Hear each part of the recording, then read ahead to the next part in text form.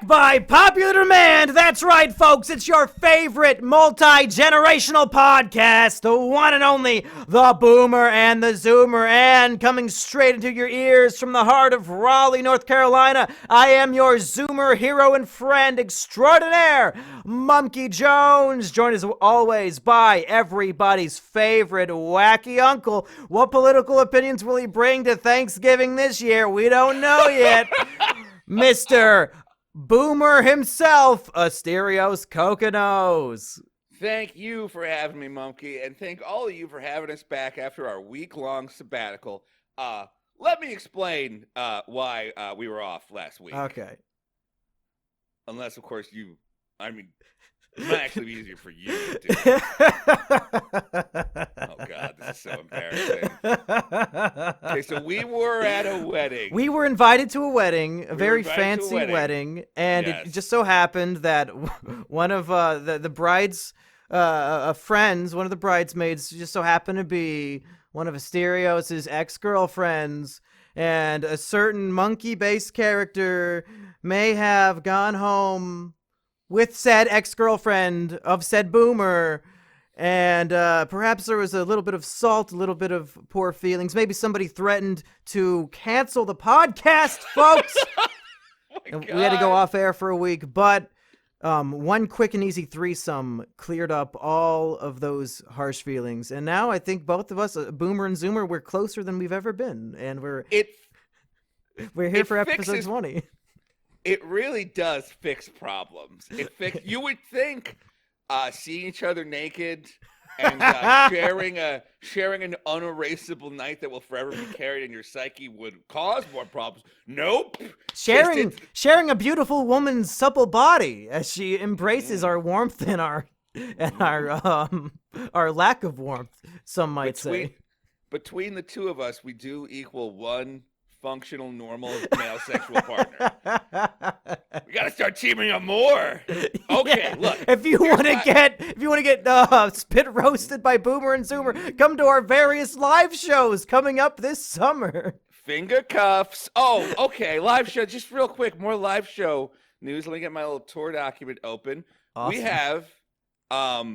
We have a new tour date. The goat farm in Texas has come through. We are locked in for Saturday, August 3rd in Caldwell, Texas. I don't know much about Texas. I'm told Caldwell is about an hour outside of Austin, maybe a couple hours, maybe an hour outside of Houston or something like that. Apparently Caldwell is very close to either Texas A&M or the University of Texas. Those two schools hate each other, so I'm not going to guess which. But if you hate the Aggies or the Sooners or whatever, look, the important thing is goats. Goats, goats, goats, goats, goats. We're doing a live show on a goat farm. We're doing it at night. There has been a lot of talk of barbecue. There will be drinking. Mumkey, these guys are also going to let us stay at their property.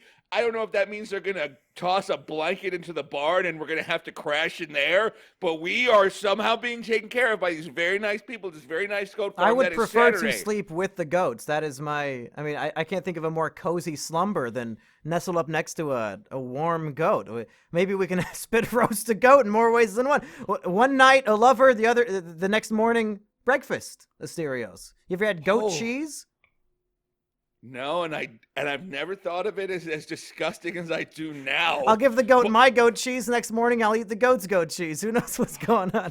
And I'll also say, if this is in Texas, I'll put this out there. There is a less than 3% chance that I'll convince Dale Gribble himself to attend the show. He's a dear friend of mine now. Dude, that's hot as hell. Yeah. So Saturday, August 3rd, of course, we're hitting up Boston June 8th. We're hitting up New Brunswick June 15th.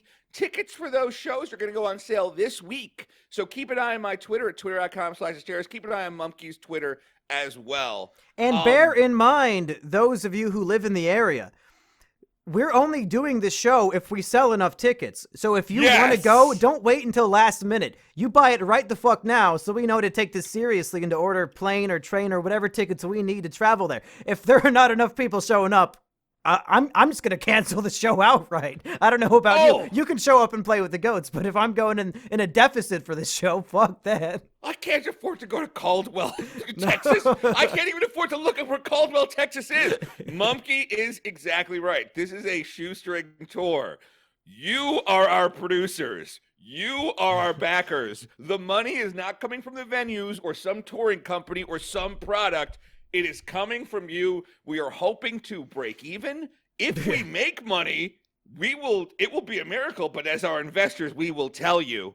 But just one more thing about the week off. This is how fucked up the whole Maddox Dick thing is. Okay, why do we take a week off?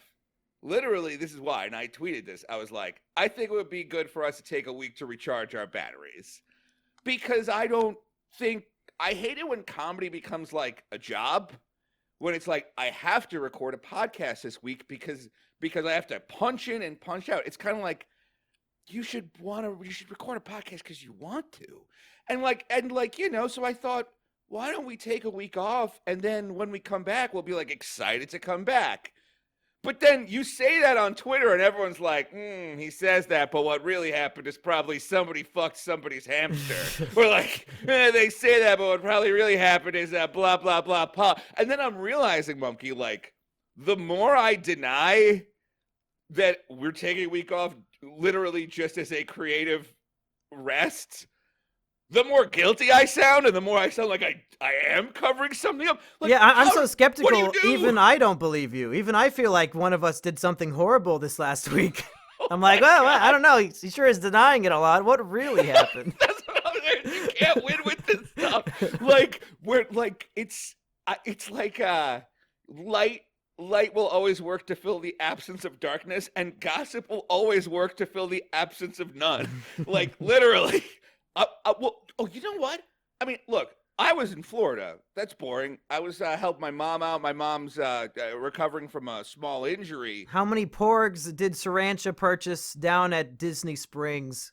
I'm gonna say no less than 8, but I'm not sure. It's weird. This time she didn't bring any porgs back because she says she has, quote, too many of the one kind of porg they sell at Disney. She Blasphemy.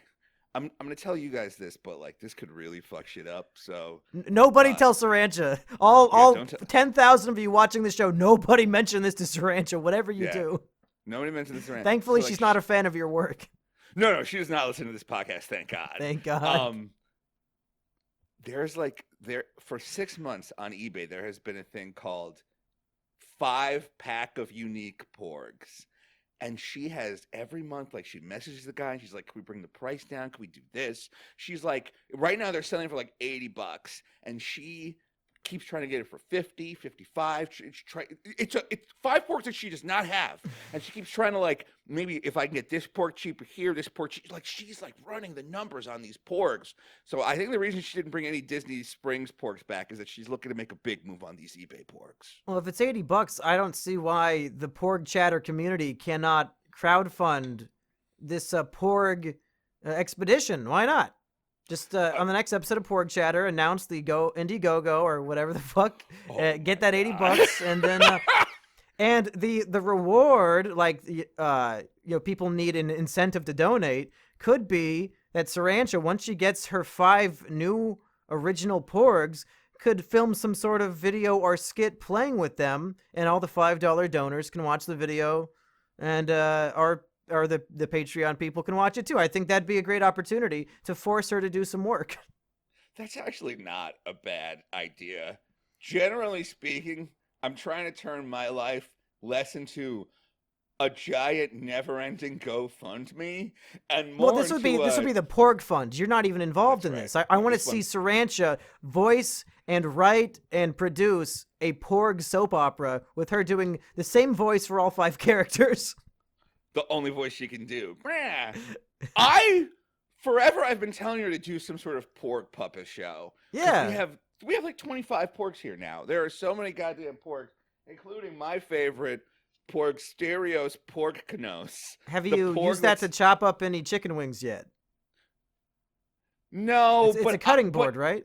It is a cutting board. But just like me, it does smell like chicken wings, whether you put chicken wings on it or not. Because you could pretend that Like, you're chopping up a porg to consume on top of the porg board.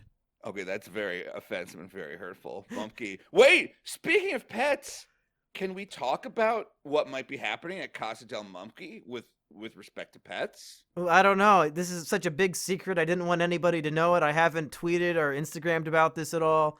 It would really damage my reputation if people found out this deep-seated secret.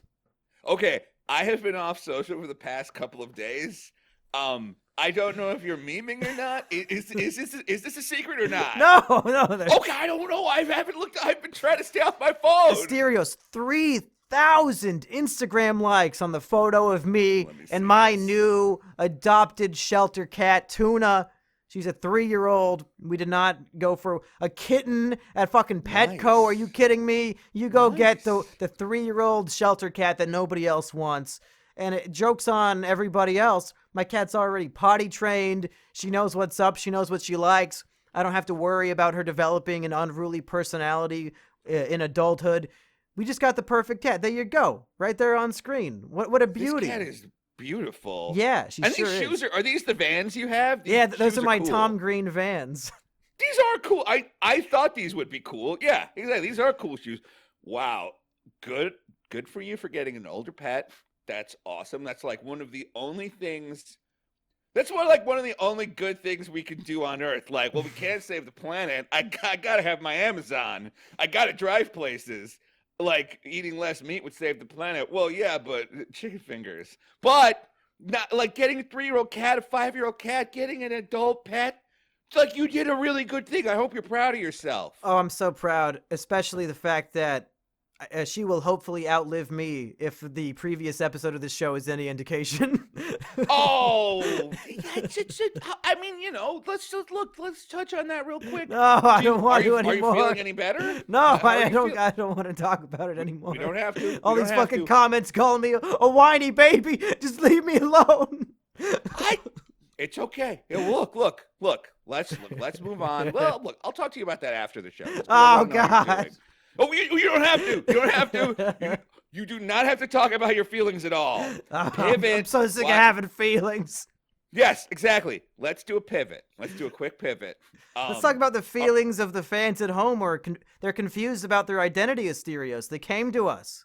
That's exactly right. Since this show has started, so many people have reached out to us, and they go, "Wait, am I a boomer or a zoomer?" Well, I'm blank age, but I like blanks. I like blank musicians or blank movies. And now that we've introduced doomer into the mix, they're like, "Am I a zoomer doomer or a boomer doomer or a doomer doomer? Which am I? Zoomer, boomer, or doomer?" So I figured today we could run these people through something called the Oomer test. Whoa.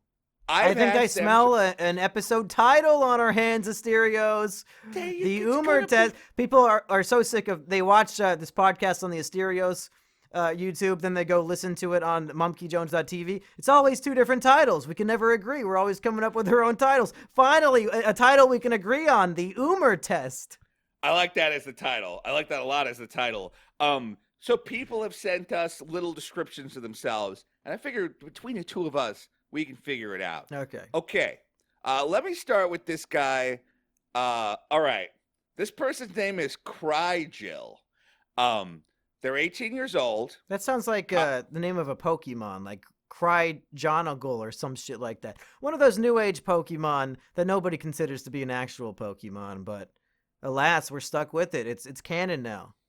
Are there over 1,000 yet? There might be with the new Gen 8 that was announced.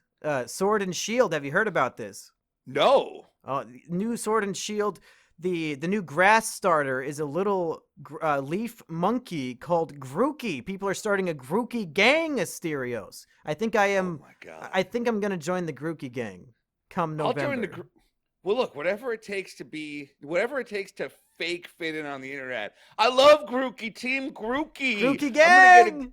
Grookey gang, Grookey tattoo, Grookey t-shirt. I'm gonna get sneakers. Oh my of God, Grookey. What do we as the Boomer Zoomer community have to do to get Asterios Kokonos to get a Grookey tattoo? What would have to happen? And is it possible? I have been thinking about this. For the last 30 seconds? No, tattoos. I have been thinking about getting a tattoo in general. Let's discuss this more because I can't just like drop this on Sriracha.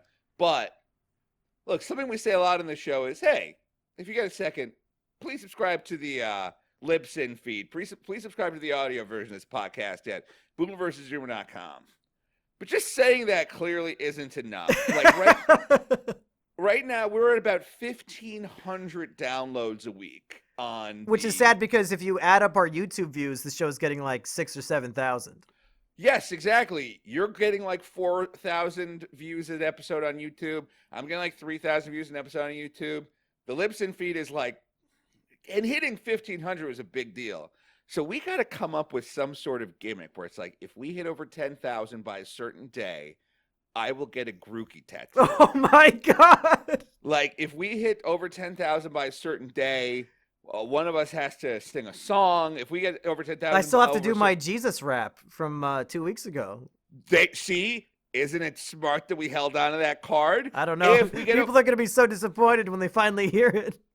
No, but the thing is, not if you have to do it in the middle of St. Patrick's Cathedral during Mass. Like we find live on Instagram video or whatever you kids watch, like live from the goat farm.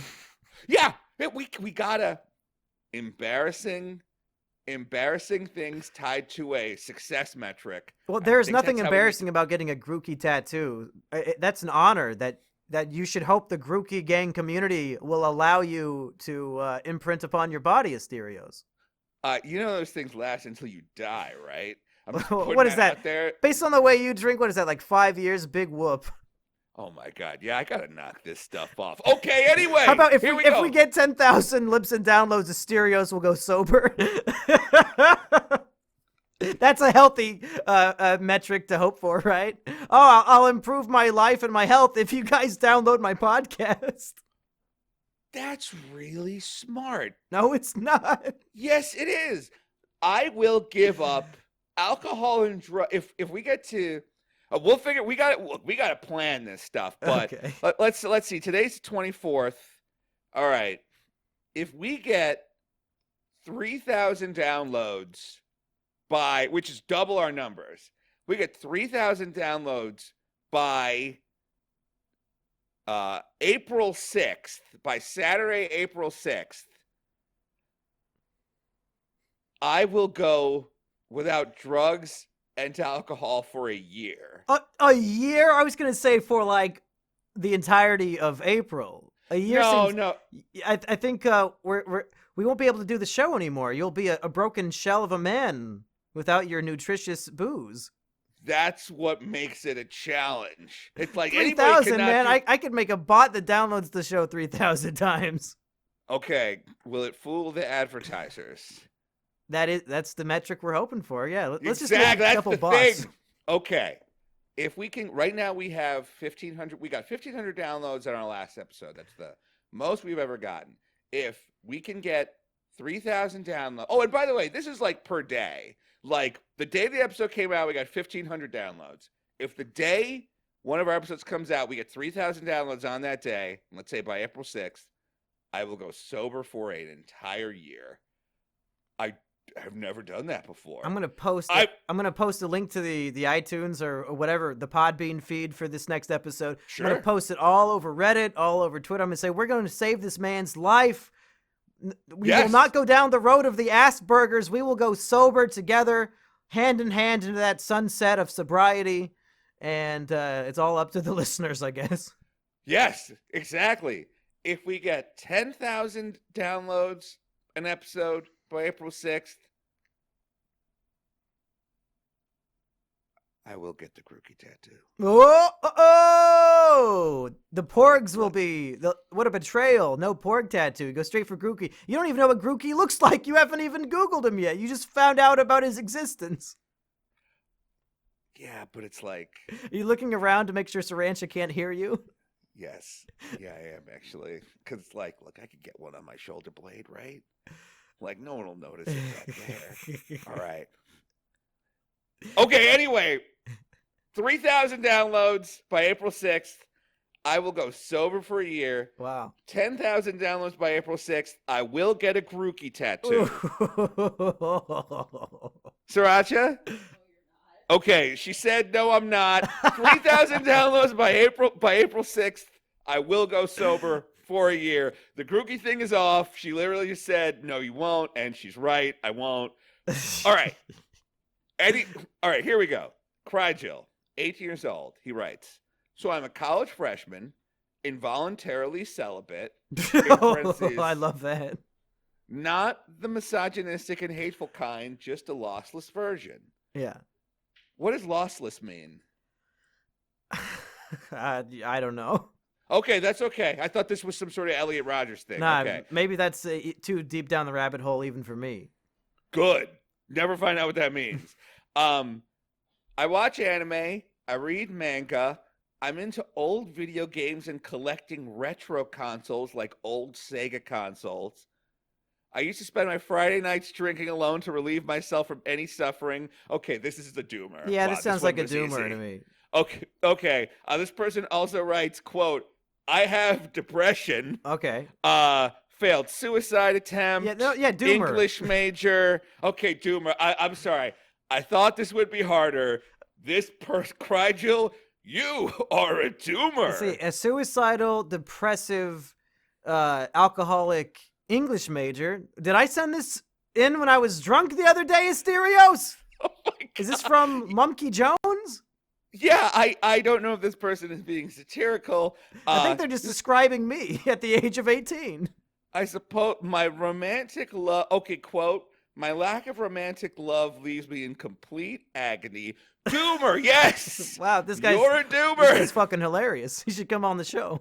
Well, it may not take Sherlock Holmes to crack the clues on this No, case. we need Sherlock Gnomes and his expertise. Oh my God! It turned out Gnome Watson was the bad guy. Let me say this. 50,000 Uh-huh. downloads on this episode, Asterios will get a Sherlock Gnomes tattoo on his back. Full back tattoo.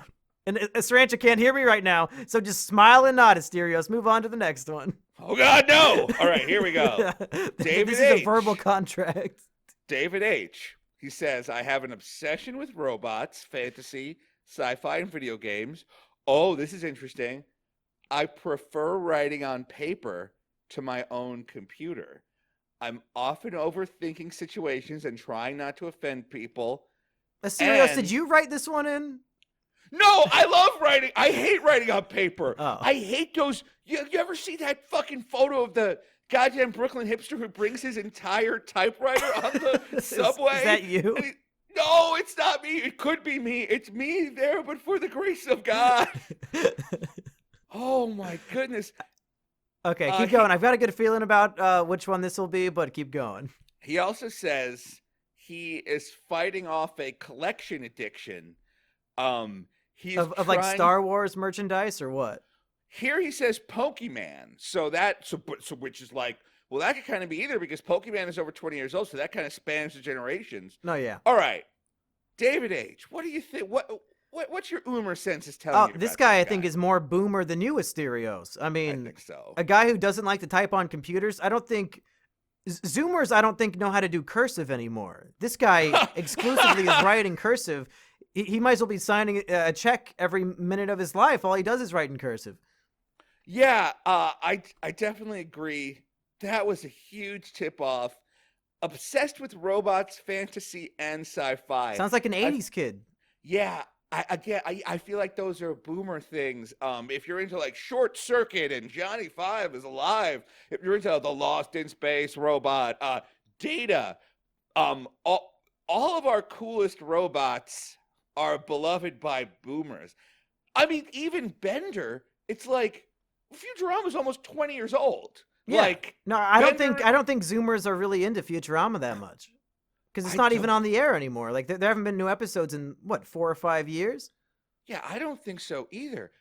Is there a robot that boomers like? That Zoomers like, rather? Yeah. I'd say maybe a Wall-E, perhaps? Oh yeah. But that's still like I don't. I guess the Zoomers would have been around the age of a young kid going to see a Pixar movie with his family when Wall-E came out. So maybe Wall-E is a Zoomer robot. I'm trying to think of other ones.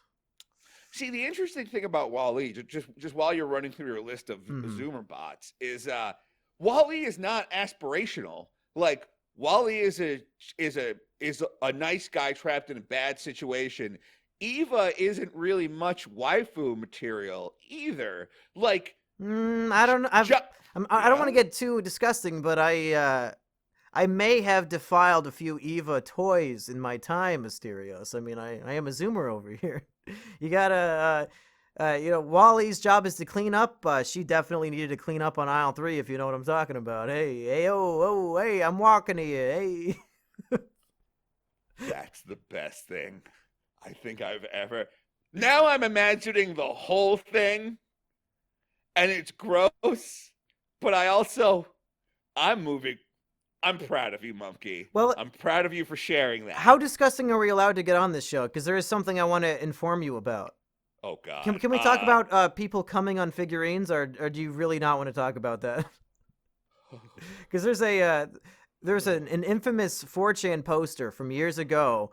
You might have seen this. Who he put a My Little Pony toy inside a bottle, and I'm not gonna get too gross. Don't worry. I'll speak through metaphor. He made it his goal day by day. Asterios has removed his headset and he's left the room. Let's just say he wanted to drown that pony and fill the bottle up. That's all I'll say. Hopefully the boomer comes back. If not, I guess I'll pull out the trusty slide whistle, play a song of my people. I hear him yelling about jizz bottles in the other room. Oh God. No. Oh. And he's back. There we go. I'm not kidding. I just went to the bathroom to just clear my throat because of what you were saying. It made you so horny you had to jerk off.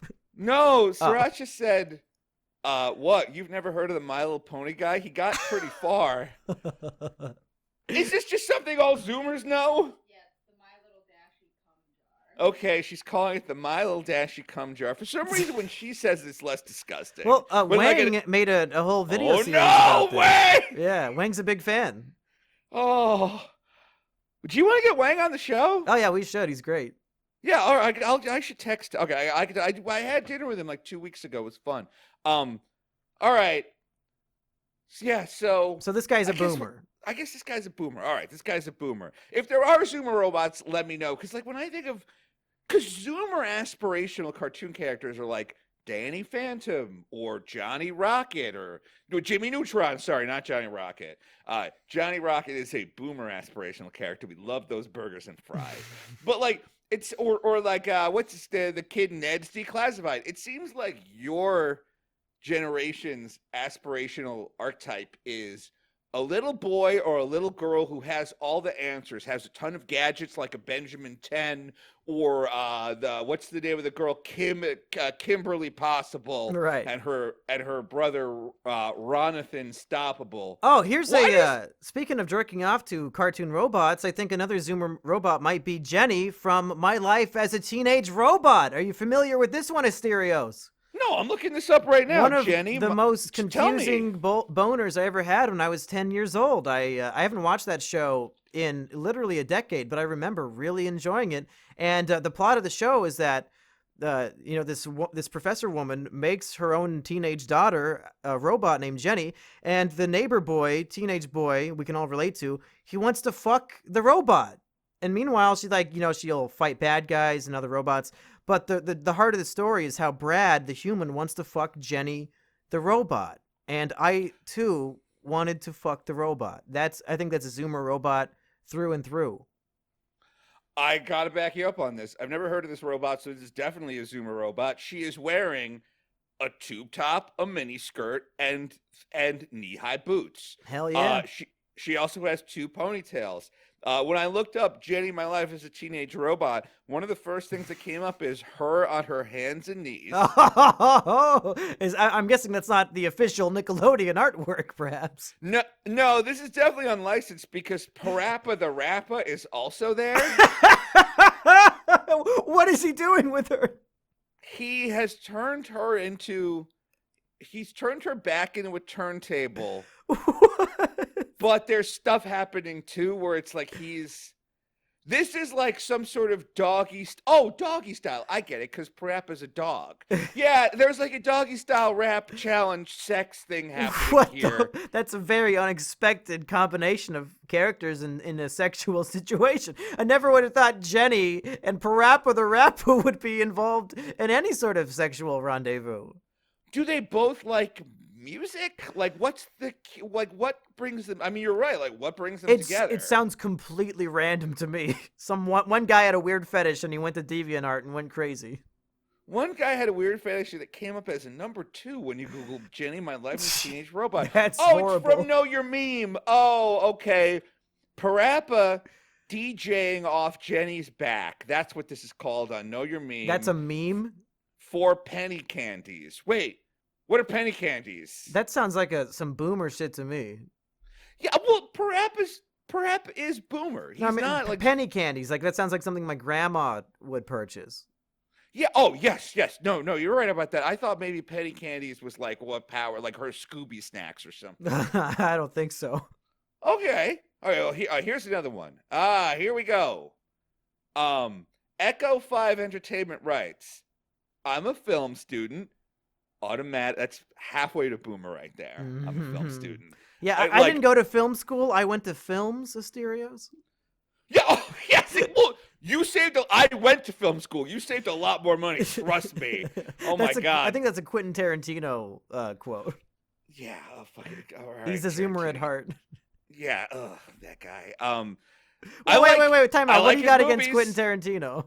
He's annoying. Remember that time that he got into like him and his co-writer got arrested because they got into some sort of like sissy slap fight at a Denny's? No, I've yeah. Let me look up Tarantino. I assumed your begrudging attitude was going to be perhaps his liberal use of the N-word or any number of other things.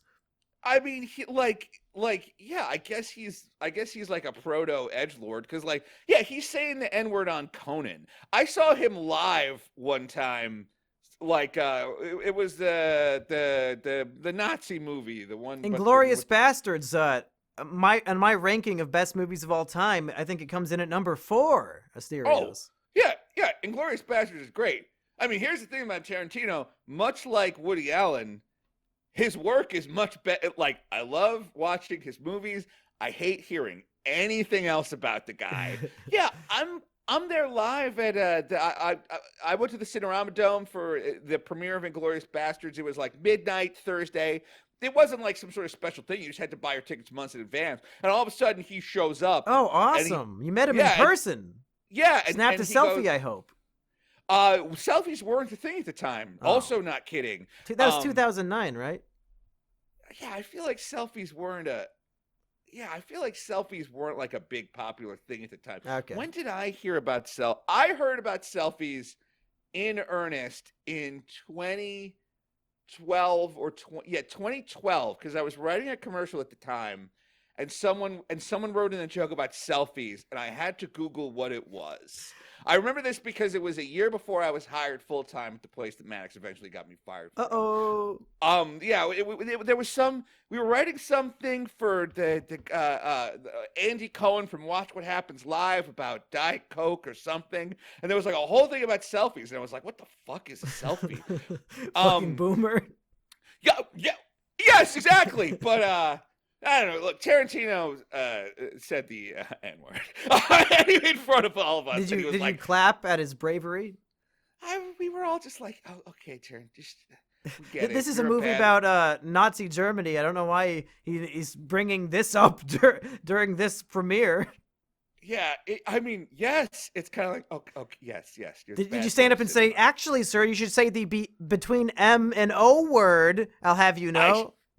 It should have. That would have been great. It's like when you see these fucking like Tarantino is this whole thing where he's like, I worked at a movie store. I watched movies all day. I'm there. I did this. I did that. I'm trying to find this article where Tarantino gets into slap fight with friend. I think there's a video of it. Awesome.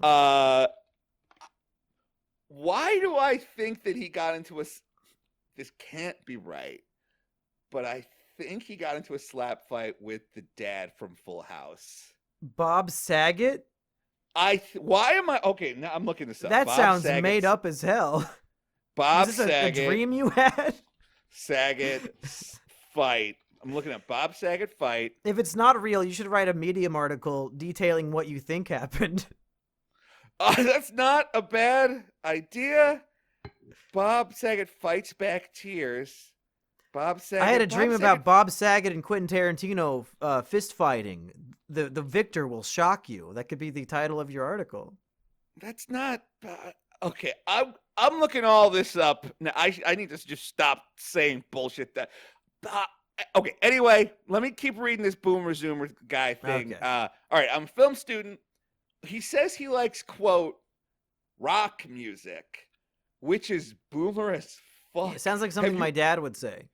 Yes. Have you ever heard anybody go like, I'm going to go to a rock club, a rock and roll venue, and watch today's hottest rock acts? My dad pays for satellite radio in his truck so that he can exclusively listen to Pearl Jam radio that just plays every Pearl Jam song and every live performance on repeat over and over again. He's been doing this for, I think, 7 years now. That's the only station in his truck. Your dad's way into Pearl Jam? Oh yeah, he's gone to their concerts like 3 times in the last decade. I really, really like Pearl Jam too, but I think it's a very boomer dad thing to purchase satellite radio just for Pearl Jam live. I would like worship at the altar of your dad's boomerosity. That is that. If you said Dave Matthews Band, I'd be like, that's a joke. But it's disgusting. No, because there was one summer where Pearl Jam was like, we're going to put out all our concerts on lots of CDs. You can hear them all. And it's like, Pearl Jam, they only have like 40 songs. It's not, Pearl Jam's not like the Beatles or some of these goddamn indie band, or like Bob Dylan has like 1,000 songs. Like, Pearl Jam's discography is not that big. But there are these people like your dad who are like, I have to hear every iteration of Jeremy spoken. And it's like, there's only like 3. It's like fast, like Jeremy spoken. Class today. Yeah, it's like, ooh, but in his 97 tour, he went, Jeremy's spoken. But in the 95 tour, he went, Jeremy's spoken. It's like, it's not that different. I think I this can guy attribute. Doesn't have range. I think my modern day music taste can be attributed to my dad's love of Pearl Jam, because when I was a young boy, my father handed me his physical copy of the Pearl Jam 10 album, and he said, "Son, in my opinion, this is the only album on earth where every single song is a 10 out of 10 masterpiece song." And I have to agree with him. The Pearl Jam 10 album has no bad song on it. And I think it was like a gateway into all the prog bullshit that I listen to these days. 10 is the only Pearl Jam album that I owned as well. I'm trying to pull up the lyrics. Here we go. Oh, Even Flow is an amazing track. Yeah. Alive is great. Jeremy is on this. Black is my personal favorite. God damn. Which one is Black again? It's the piano in Black that really gets to me. Okay. It's like the final 2 minutes of the song. It's just like a dramatic. His emotions are pouring out of the track, and it's just like pure agony and sadness through this piano and through Eddie Vedder moaning into the microphone.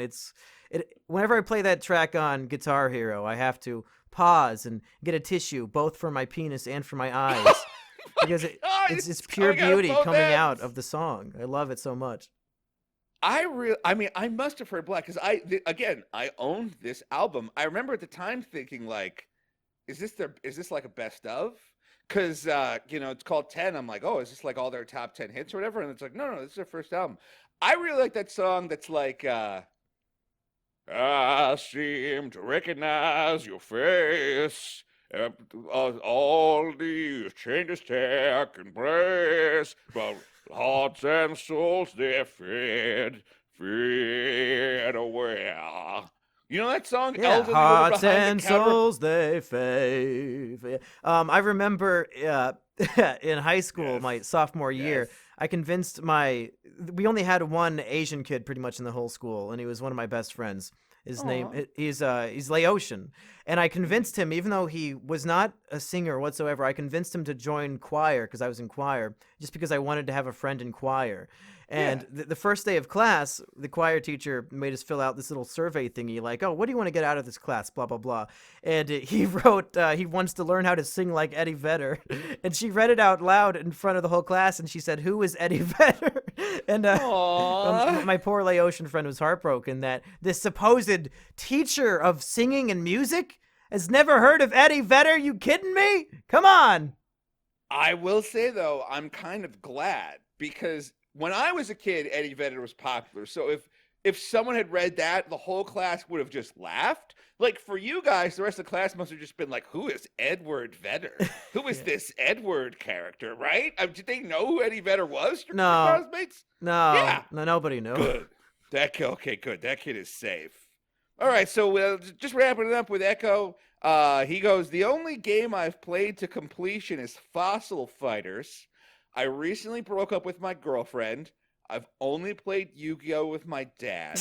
I like rock music and listening to your podcast. Okay, Yu-Gi-Oh! With dad, beat Fossil Fighters, recent breakup, likes, quote, rock music, is a film student.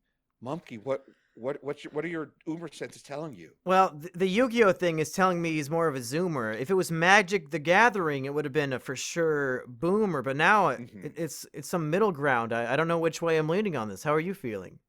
Well, again, film student Boomer, rock music Boomer, broke up with my girlfriend. Boomers are sad.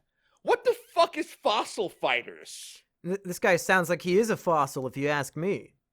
Might be a Do Boomer. you know what Fossil Fighters is? No, I have no idea. All right, then we're calling him a Boomer. Okay. Okay. Plays Yu-Gi-Oh! With my dad. That's sad boyish, but it's not so sad boy that it, like, playing Yu-Gi-Oh! With your dad is a little bit wholesome. Like, hunting bodies with your dad is what a doomer would do. Sure. Like watching torture porn with your dad, that's doomer. Having a wholesome relationship with your father whatsoever, I think, is a very Boomer thing. I swear to God, yes, I think the exact same thing. Yeah. I think the exact same thing. All right, Echo, you're a Boomer. All right, here we go. Let me find another good one. Okay. Jessica P. writes, I'm a 36-year-old self-employed artist that drinks Red Bull daily. Oh, hell fucking yeah. Take a look right here, baby. I've been drinking Red Bull all goddamn night. Is that a Zoomer thing? No, I think they're more into like Monster. People make fun of me for preferring Red Bull. So maybe it is more Red Bull tastes better. Yeah, I agree. I really like it. Maybe it is a Boomer thing. That it must be a fucking Boomer thing if I think it tastes good. Okay. Here we go. She has 33, quote, platinum trophies. Is that a Nintendo Switch thing? I don't, maybe it's like a Fortnite thing. I have no idea what that means. I don't know either, but I'll go. Here we go. Here's the last clue. She calls herself, quote, a misanthropic hikikomori. Hikiko. Oh, hikikomori? What is that? That is the Japanese version of an incel. Oh, she says she's a misanthropic hikikomori. This sounds like a Doomer to me. I gotta say, she sounds like a Doomer too. Anybody who self-identifies as misanthropic, I think, is an automatic Doomer, right? Well, it's tough because Zoomers think being misanthropic is cool. Zoomers are like, I'm so, like, I'm all alone. It's just me versus the world. I'm gonna vote for I- Trump in 2020. Fuck the world. Yeah, yeah, exactly. The only people that understand me are the people in my Discord server. I'm gonna smoke half a cigarette, even because I wish I could smoke the whole one, but I can't. It makes my lungs hurt. But I look so cool. But all of my Facebook and Instagram selfies have me smoking it, even though I borrowed all these cigarettes and very quickly put them away. Like Zoomers want to be Doomers. That's what makes them Zoomers. It's the wannabe aspect of it. So we have to decipher whether she is an authentic doomer or Right. just an aspirational one. Exactly. An aspirational doomer is by definition a zoomer. Right. She says she's 36. A real boomer wouldn't identify their age because they would be ashamed of it. I'm not saying she's not 36. But I'm she just saying, lacks shame, which is a sign of zoomer. Exactly. Zoomers are confident, drinks Red Bull daily, has 33 platinum trophies. Okay, she's bragging about her prowess at video games. Misanthropic, Hikikomori. Right. I think I gotta go Zoomer for Jessica. What are you thinking? in terms of bragging about video games, the generational divide is a Zoomer will brag about their accomplishments, as in, you know, I got these trophies, I beat the game. A Boomer would brag about even being able to turn the game on and get it started. Yes. Yeah. I think half of your Twitch streams ends with you not knowing how to start the game. That does happen a lot. Twitch.tv/Asterios Coconut. I don't know who got /Asterios. Whoever they are, I hope you're having fun with it.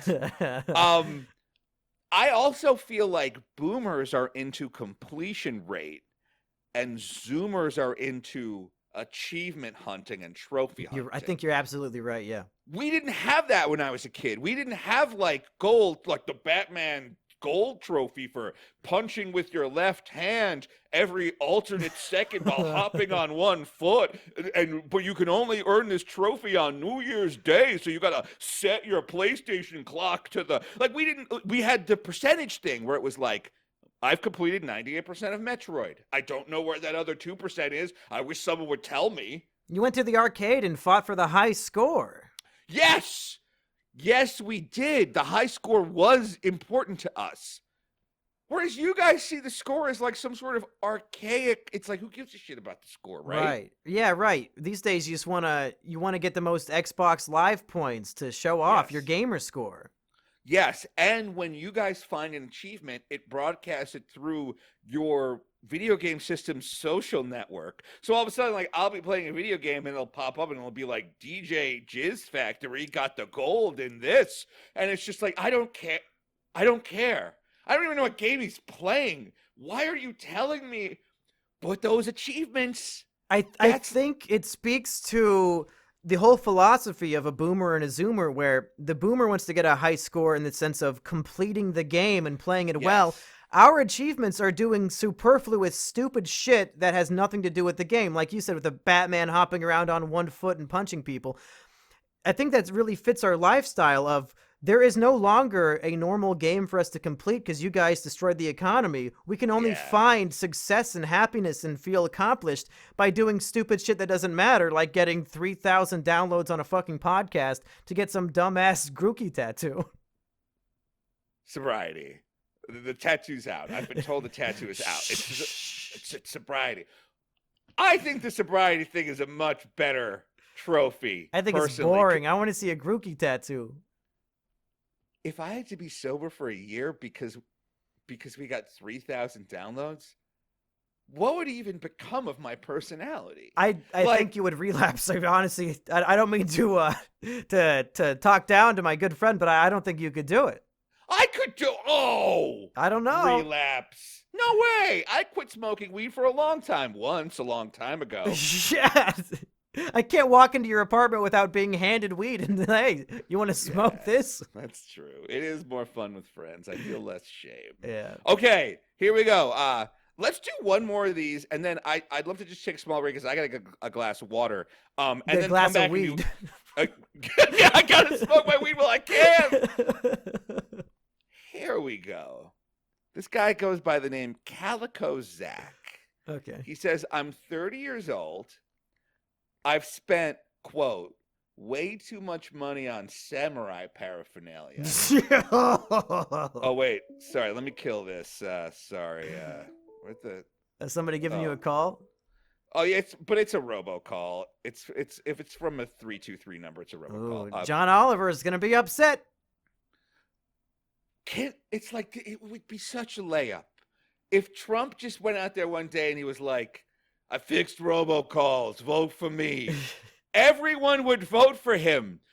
Like, it would be the easiest layup in the world. We didn't used to have robocalls. Now we do. Someone make something. Fix it. Fix it.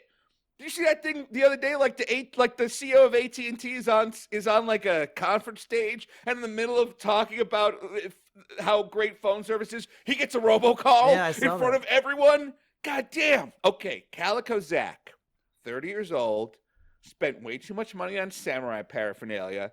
He says, quote, "I've paid more for a fight stick than I did for my car." Mumkey Jones, what is a fight stick? I assume it's like a wooden practice katana that is not actually meant to strike anything other than your bed. Elliot Rodger had one of these that he would slam against his bed while he was drunk and crying after a night of walking around the city waiting for a girl to ask him out. Oh my goodness. That's a really good guess. I looked this up beforehand.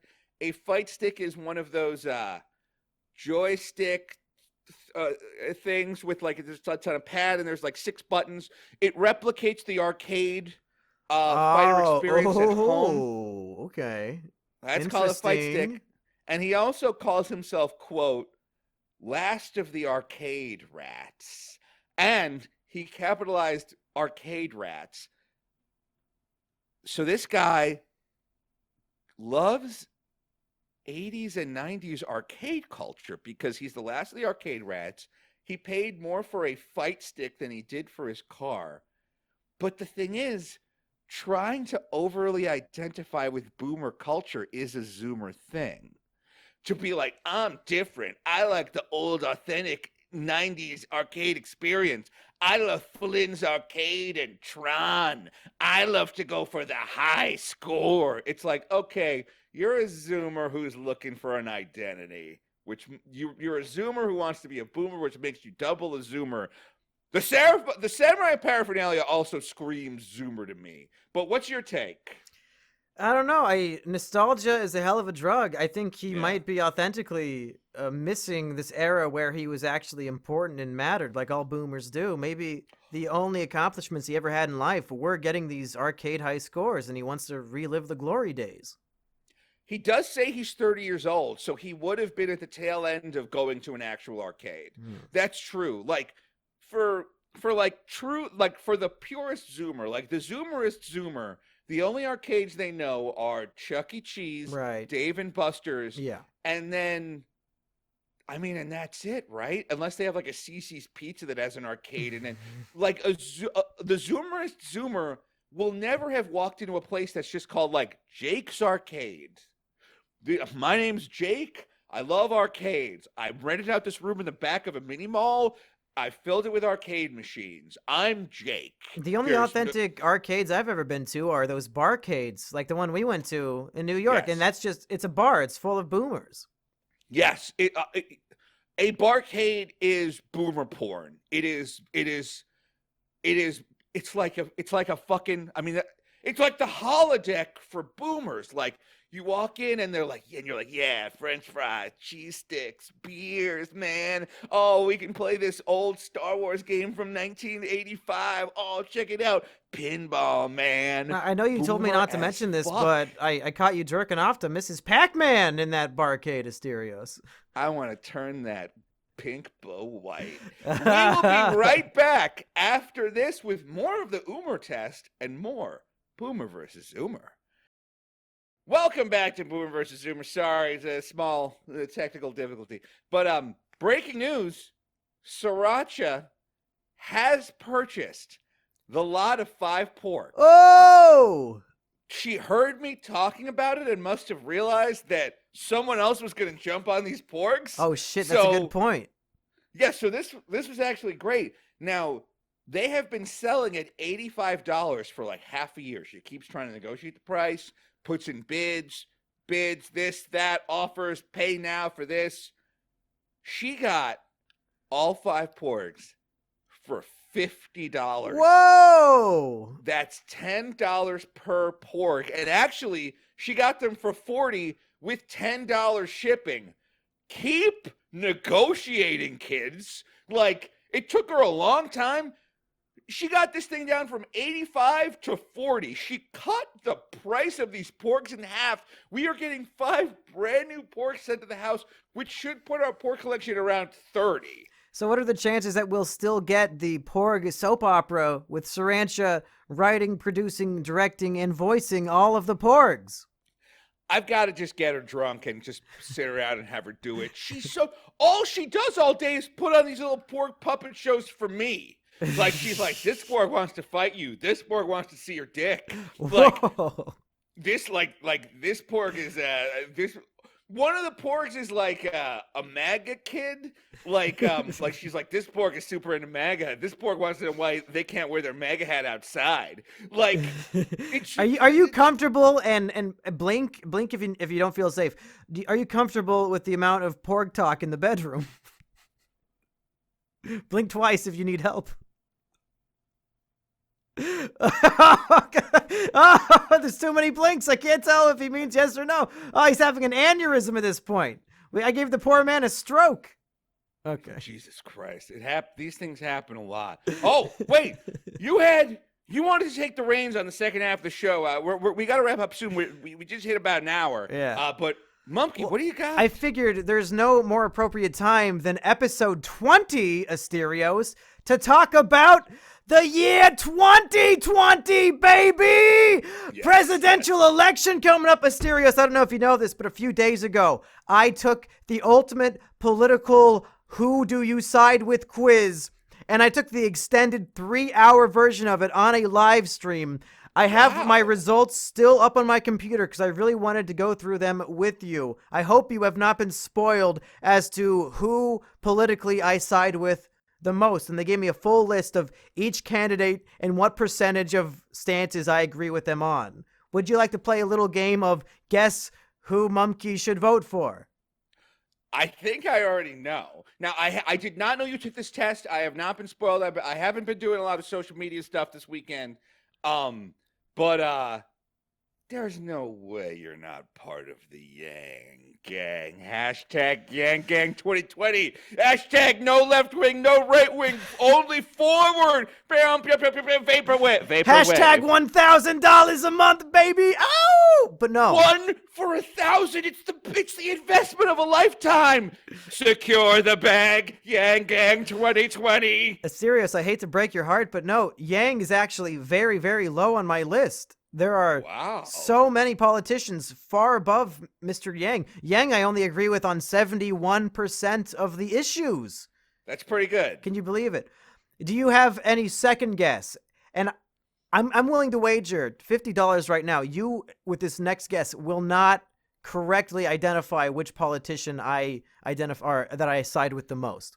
Shit, this is tough because I don't know what the fuck this test is. If it's a 3-hour test, it's crazy. It asks you for your view on literally every single politically divisive issue, and there are like 10 possible choices for each one. And even if you don't like any of the choices, you can just skip it or type in your own answer. It is so interesting. To me, and look, I don't know if the test would show this. I think that your candidate should be Elizabeth Warren, and I'll tell you why. Even though she's not my candidate, Elizabeth Warren wants to break up Facebook and Twitter and YouTube and all these giant-ass companies that, like, fuck the little guy. I saw Elizabeth Warren do this, like an amazing tight 5 on Amazon. She was like,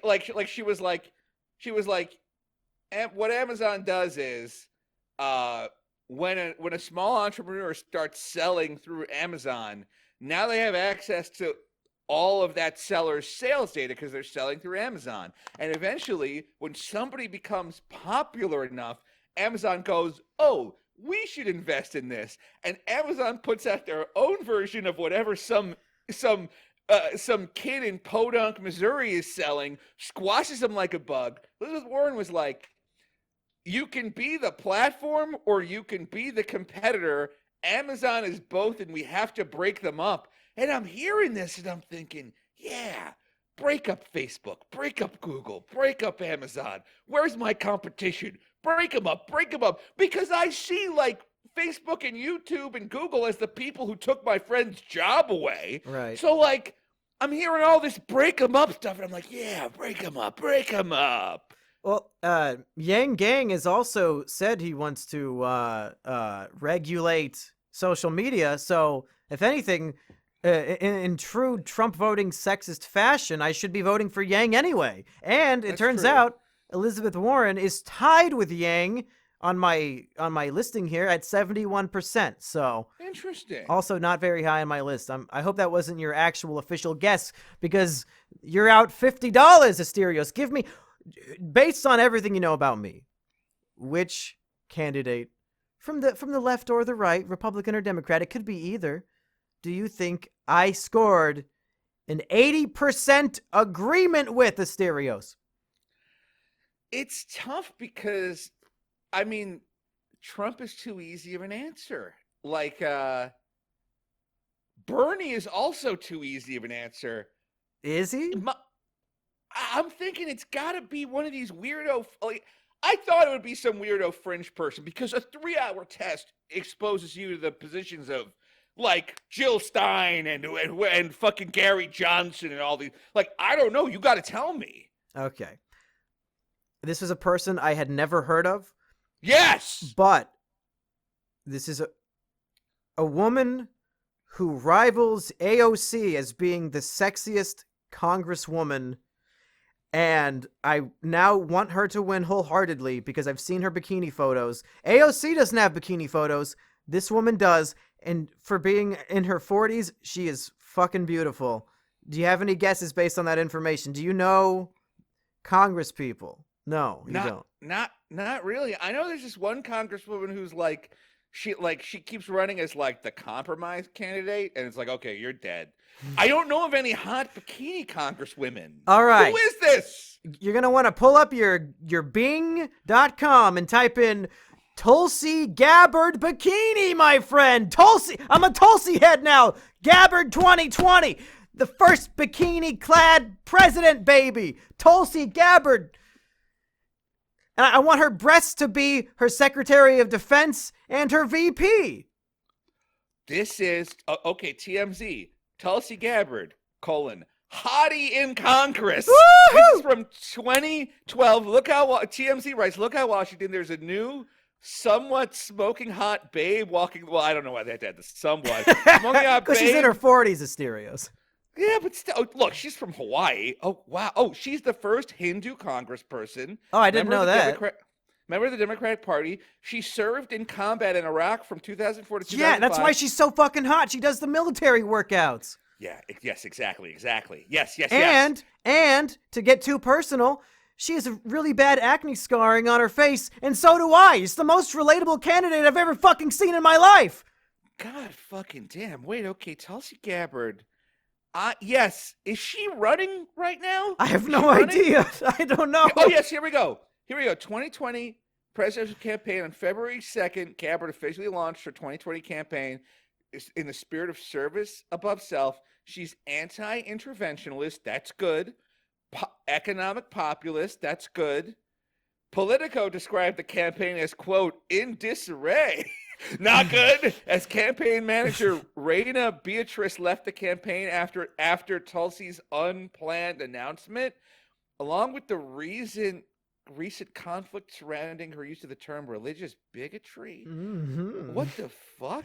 All Okay, I know is I've never heard of her. Nobody I know has ever heard of her, and she will probably not even be invited to the big Democratic debate stage. So she has no chance of winning, just like Bernie 2 years ago, which is why I have to go all in and support her. You got to root for the underdog who has no chance. Hell yeah. There are so many pictures of her in a bikini or a wetsuit. Yep. Okay, Tulsi Gabbard. She likes to go surfing. Well, it's Hawaiian, exactly. That's right. All right, I gotta look up. Okay, I'm looking up Tulsi Gabbard. I think I might know who she is. The bikini Um, photos didn't immediately tell you everything you need to know. She's no, got my because vote. now I like see that I like. Okay, Vox. Tulsi Gabbard, the controversial long shot Democratic 2020 candidate. How Tulsi Gabbard went from rising star to controversial figure. Ooh, Um, let's see. that sounds Outspoken. 80% relatable to me. No, she fucking does over here. She staked out foreign policy positions that shocked her allies. She joined Republicans in demanding that Barack Obama use the term radical Islam. The member of Hey, Congress most willing to advocate for. Wait. She was the member of Congress most willing to advocate for Syrian dictator Bashar al Assad. Al Assad is the mm, guy who has now used chemical weapons on his people multiple times, as if regular bombs weren't good enough at murdering people. now that I He think about it, that the part of the quiz I took when it asked, "What do you think about killing citizens with chemical weapons?" I said I was very in support of it. I guess now we know why I got her as my as my candidate.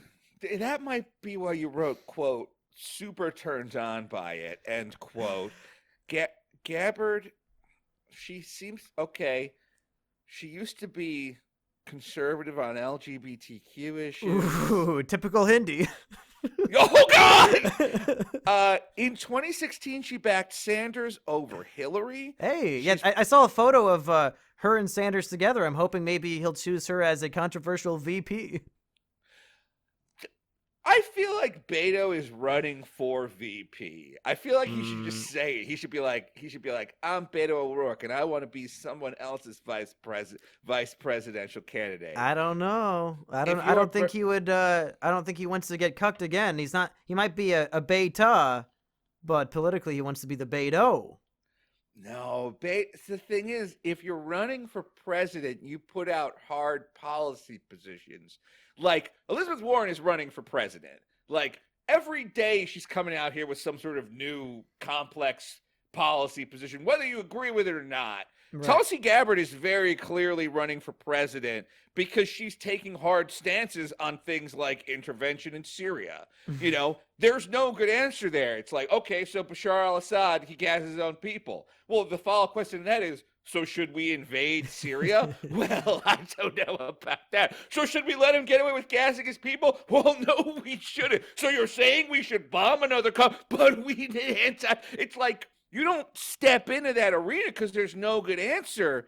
But Beto is like, I'm going to be the guy who Spider-Man's on kitchen counters. Have you seen him Spider-Manning on diner counters? I was that when he was like lifting himself up by the arms to. I think I saw a photo. There's some photo of him like crouching like Spider-Man on a diner counter in Texas, being like, I feel your pain and I hear you. Take a look at my ball sack. It's right in your face. Is he wasting his record-breaking first-day donation fund on pizza? Is that Um, where it's going? I'm telling you, I again, the reason I think he's running for vice president is that he is trying super goddamn hard to be wholesome. And John Edwards did the same thing back in 2004 when it was Edwards Carey. It was like Carey's the dad who knows all this policy stuff, and John Edwards is the adorable younger brother who's there to like comfort widows and and then take them back to his place. Like John Edwards was the guy getting $300 haircuts. Same thing with John McCain and what's her Palin? name? And Palin. It's like Palin was the cool, relatable firebrand. John McCain was like a walking policy computer. And then with Obama, it was the opposite. Obama was like, I feel your pain. And everyone was like, but we know Obama's untested, so Biden's here to do all of Barack's homework. Same thing with George W. Bush. It was like George W. Bush is the cool guy you want to have a beer with, but don't worry, Dick Cheney's here to do this guy's homework. Did you ever go see Vice? Homework. No, I never saw Vice. Is it good? I liked it. Yeah. I think my favorite Adam McKay movie is The Other Guys. The Other Guys is really underrated. It's really good. Yeah, it's great. I don't know. Okay, so what do you think of my general political thesis here of just like Well, let me ask you this, yeah? because on this Beto subject, I know you somewhat closely followed the Beto versus fish face Ted Cruz. Ah, yeah. Did Beto provide any stances back then that he is now withholding to seem friendlier, or has he never actually had any policies other than at least I'm not Republican? That's the only thing I can think of is like he was like, at least I'm not Ted Cruz, because And that's why a lot of people voted for him. It was not for yes, Beto. It was for not Ted Cruz. And if you're going into a race against all Democrats, you don't have that card to play anymore. So if he doesn't put some policy out, I don't know what is he going to run on. personality, uniting the country, being a healer, moving forward, Being pop, sexy. Maybe him and being Tulsi Gabbard should team up. If they had a sex tape, I would vote for both of them. that. I'm not kidding. That could win. You just figure out how Beto could win, because she's clearly a hawk and he's clearly a dove. You put these two together and they've got this will they or won't they, Sam and Diane, Maddie and David thing, Scully and Mulder. America loves will they or won't they. And America loves will they or won't they. Democrats have been begging to see a Donald Trump P sex tape. They could provide what we've been craving for 3 years. If they just make their own P sex tape and release it to the public, man, CNN's going to be jerking off all day. And it could be super progressive. They could pee on each other, creating twin fountains of unity. Oh. That way, if everyone's degraded, nobody is. Yeah, that's right. And let Yeah. the woman pee first, because women come first. Yes, exactly. Tulsi's there in case there's some sort of, in case we need military stuff. She was in the military. Right. Beto's there to be the healer in chief, the hugger in chief, the comforter in chief. The thing is, it's like, once you put out a policy position, people have a reason to hate you. If you put out zero policy positions, you can't lose. If your position is just that I love America and I'm sexy, Yes. how can anybody disagree?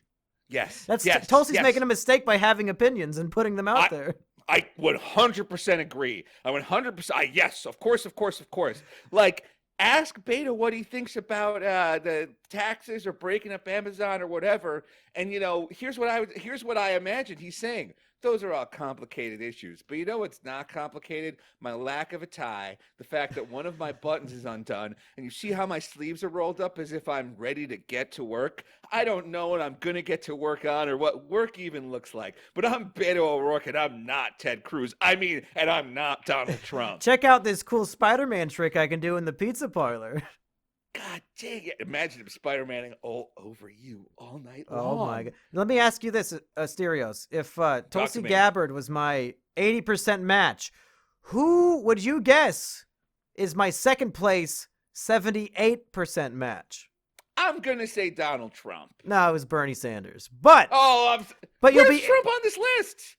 well, you'll be interested to know that third place with 77% is Beto O'Rourke. Asterios, this Tulsi Beto thing could actually make my political dreams come true. My political wet dreams, I mean. Can you send me this quiz? I'll take this quiz before next week. This Okay, sounds yeah, it's really just- goddamn interesting. It's isidewith.com. All right, isidewith.com. And since you're curious, I'll let you know that Donald Trump ranked at 54%, right under Joe Biden and right above John Kasich. Interesting. Okay, John Kasich is still alive? I had no idea. I don't think he's running. Yeah, I mean, he would need Kasich could only be Romney's VP. If Romney decides to take it independent, we got to take the Republican Party thing back. Kasich is like someone else's vice president. Do you think there's potential that Romney would run as an independent to get Trump out of office and give it to the Democrats on purpose? Yes, I do, because I think Mitt Romney is like an angry guy. I think Mitt Romney is He would put country before party, Asterios? he put himself before everything. The thing about Romney is Romney has played both sides of the coin so many times that clearly the only person he's in it for is himself. During the 2016 race between Hillary and Trump, Romney's out there being like, Trump is shameful. Trump sucks. We need to bring America back to God and the Bible and Jesus, not Trump. Then Trump wins. What does Romney do? Immediately try to get the Secretary of State position. One of the funniest things I've ever seen a political candidate do is when Donald Trump took a selfie with him and Romney out to dinner. And do you remember how Trump was literally lit red like the devil? The biggest smile on his face I've ever. It's like, Donald Trump is a man who loves to win. He does not care about the details. He doesn't even care about why he's fighting. He just wants to win. And that night, he cucked Mitt Romney so hard that Maddox sued him for $20 million. Like, God, did you remember this picture? Yeah, I I'm do. talking about? Yeah, that's a great photo. Okay, good. Then fucking Romney runs for Senate in Utah, a state where he's never lit. I mean, I'm sure he has a house there. He probably has a house everywhere. But the only reason he runs in Utah is because he's like, hey, Utah, I'm also Mormon. Vote Mitt Romney. I'm Mormon. And then people are like, wait a minute. You're the governor of Massachusetts. Like, you don't spend a ton of time in Utah. And Romney's like, Mormon. And they're like, oh, okay, all right, we'll vote for you. But then with Did he win? Romney, yes, he won. He's a senator now. But during the race, everybody's going, hey, Romney, check out this crazy thing Trump just did. You want to criticize him? Huh, Romney? You want to, I mean, we got this guy making fun of John McCain on his deathbed. John McCain's about to die from cancer. You want to stand up and, And of course, this puts Romney in a very difficult position because Romney needs Trump voters to win the Senate seat. But Romney is also somebody who is anti-Trump from a moral perspective. But Romney is also someone who was totally willing to take the Secretary of State job in the Trump administration. So Romney keeps going like, I'm not going to comment on this on Trump. I'm more worried about what the people of Utah think and less what the media thinks. So like Romney dodges it every single fucking time. Romney secures the Senate seat in Utah. He gets it. Like a week later, Romney publishes an op-ed. Like, America sucks now thanks to Trump. And we got to get rid of Trump because America sucks now. And it's like, hey, Romney, pick a side, asshole. Like, which to me means that he's only in it for himself. Which to me means he would absolutely split the vote. Yep. He would absolutely. Like, the last guy to seriously split the vote was Bernie Sanders. No. Unfortunately, it wasn't. He did it by accident. He split my fucking vote. Well, because he created so much divisiveness. He didn't do it. No, clearly I'm the last person. Look, I have a fucking Bernie Sanders fact figure right here. Yeah. Like, I'm not gonna fucking blame Bernie Sanders. But what's his name? The little guy who, third party candidate, 1992. Ross Perot. Oh. Remember Ross Perot? I remember Maddox talking about him on an episode of Biggest Problem. Yeah, Ross Perot was like an independent Texas businessman. His whole thing was like charts. He'd be like, here, take a look at this chart. Now take a look at this chart. Now vote for me. I'm Ross Perot. And he did successfully split the vote. I know that some people say that he actually drew more Democrats than Republicans, but I think that's kind of like that's 21st century hot takeism. So again, long story short, why would Romney split the vote? Why would Romney cost the Republicans the election? Because Romney loves himself more than anybody. I don't know. What do you think?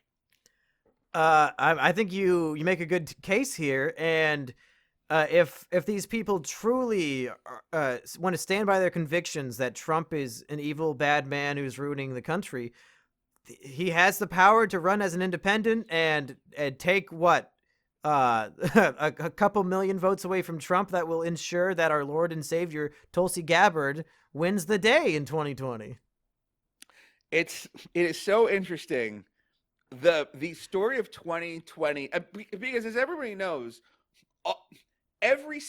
like something we used to say was like every election is now 51-49. That's no longer true. I think Trump won a state like Wisconsin by like 35,000 votes. Like every election now is 50.0 like 00051 to like 49.00. Like it's now even closer than ever. So a Yang or like if someone like Yang can take away the 4chan fire, if someone like Romney can take away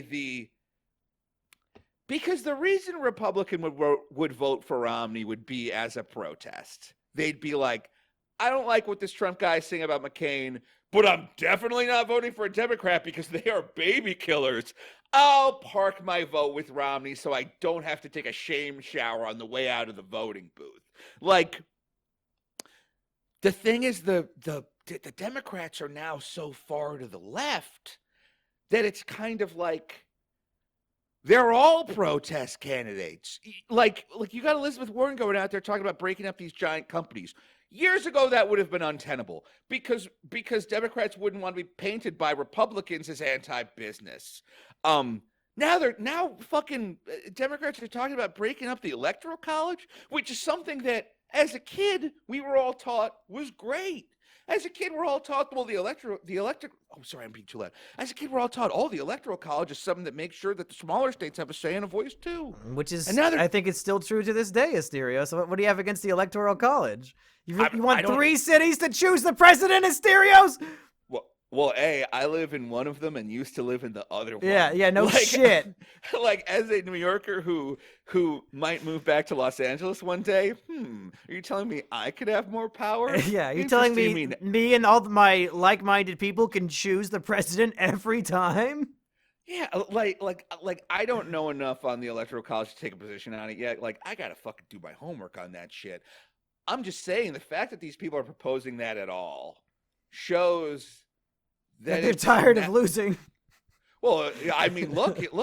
If you've won 5 out of the past 6 popular votes, and you've won 1 out of the past 6 elections, like exactly. Yeah, maybe you want to take, but again, you want to change the rules of the game in your favor. Of course they do. Oh my God. Like, I gotta look more into that. But every election always comes down to like, well, what can this person do for me? My vote has never mattered, ever. Like, I lived in New York, then I lived in Massachusetts, then I lived in California, now I live in New York again. Like, I've always voted so I could get the sticker. Yeah, because if you don't have the sticker, then you're a bad guy.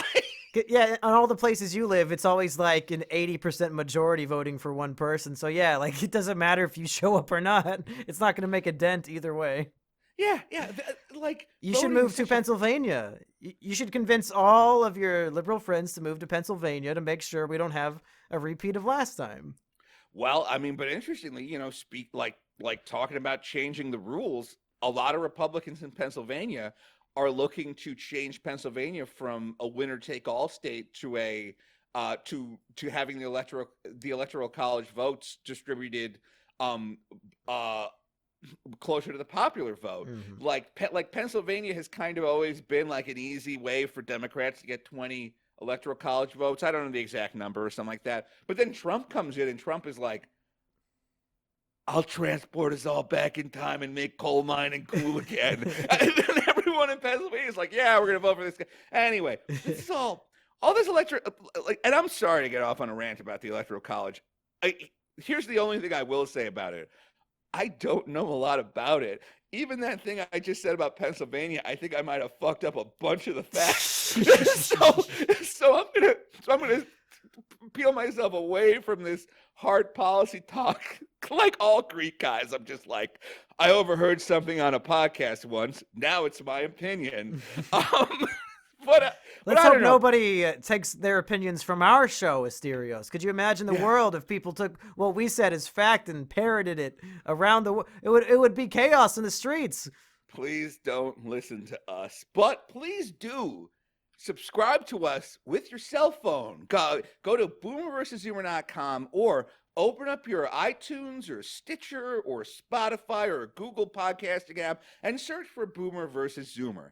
If we can get 3,000 Oh downloads boy. on a release day. On this by- episode, even. So if you're listening to this on YouTube, close out of YouTube right now at the end and go download it. Tell all your friends to download it. They don't even have to listen to it. Just download it on these services because Asterios Coconuts will go sober for a year and maybe even for the rest of his life if he likes it enough. If this episode gets 3,000 downloads, are you kidding me? Right now we're at 1,500. If a sixth of our YouTube audience did this, I have I would have to be 40,000 sober for a followers on year? Twitter. If I just convince any percentage of them to do this, it'll be Yes. so easy. yes. Oh my fucking goodness. I might have to get sober. Oh shit. You've made oh, a horrible, no. horrible bet here today. As usual, I don't think about the things I say or do. But think about I all the just- money you'll save, Asterios. You'll be so rich you could buy a new porg every day. No, I could. Oh my god, I spent so much money last night at some bar. Jesus fuck. And then all the time, none of the Diet Coke in New York tastes good. It all tastes like crap. God damn it. Anyway, that's about all we got this time for Boomer versus Zoomer. We will be back next Thursday. We promise. Love you guys. Check us out. Talk to you next time. Yeah, thanks for tuning in. Tell everybody to download this episode in particular. Yes. All right. Peace out.